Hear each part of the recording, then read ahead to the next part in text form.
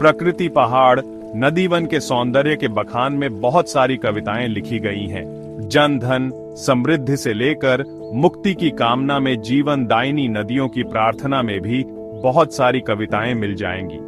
लेकिन प्रकृति, पहाड़, नदियों पर आसन्न संकट को स्वर देती बहुत कम कविताएं मिलती हैं।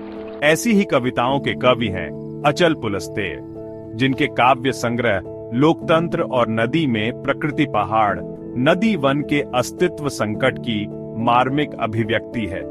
इसी संग्रह की एक कविता है जिसका शीर्षक है बिच्छुओं की तरह।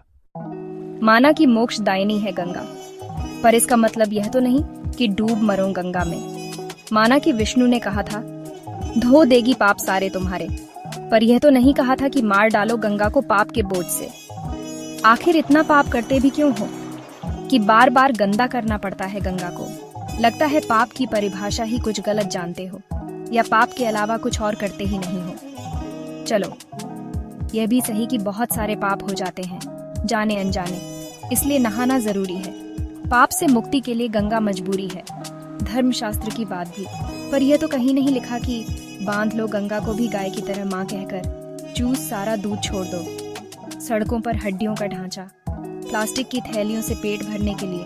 उफ, कितनी निर्मम है तुम्हारी सभ्यता हाँफ रही है। तुम्हारे पाप से अभिशप्त है तुम्हारे मूढ़ता और मोह से बिच्छुओं की तरह, मरने के लिए अपनी ही संतानों से।